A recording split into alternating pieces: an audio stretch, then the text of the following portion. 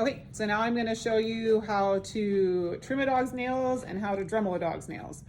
So I am a lot more comfortable with the Dremel just because that's what I've always done, but trimming is gonna be probably easier. A lot of people have trimmers at home, so it's gonna be an easier thing for you guys to do. So, so first thing I do is I'm gonna kind of pull the hair back a little bit. Her nails are a little easier because they are clear. I know the dark nails are a little bit more nerve-wracking for people to do. What I'd highly suggest to do is just take a little bit off of the time. Even though on hers I can see how it goes kind of white and then it goes pinker in here. So all this white part is what you're kind of aiming at taking off, but sometimes they can have what they call a false quick, and it's a little longer than you think it is. So you can think that you can take all that off, but their quick is in that a little bit. So I would highly suggest just taking a little bit off at a time. So I'm just gonna go at the tip, take a little bit off, and then if you're at home and I take about that much off, I'd call that good and be happy with that. Obviously, if I'm gonna Dremel them, I'm gonna be able to take that back a little bit further because she'll let me know when I'm getting close to that quick. But for all intents and purposes, I would call that a good amount of length that came off. So going to the next one, taking a little bit off, going to the next one. This one you can tell gets worn down a little bit more. It's not quite as long as the other ones. I'm gonna be a little bit more cautious with the length I take off of there.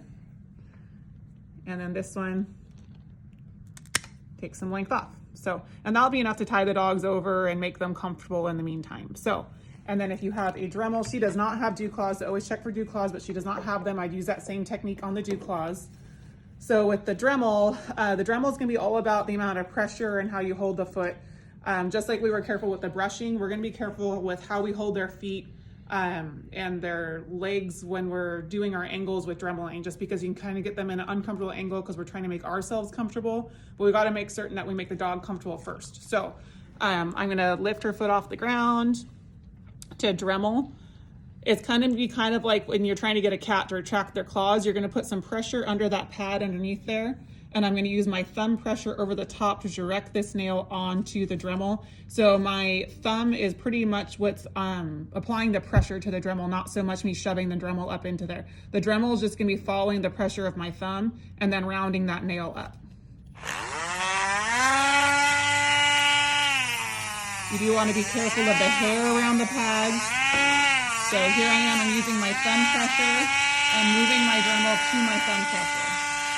So, pushing with my thumb slightly, not enough to make the dog uncomfortable.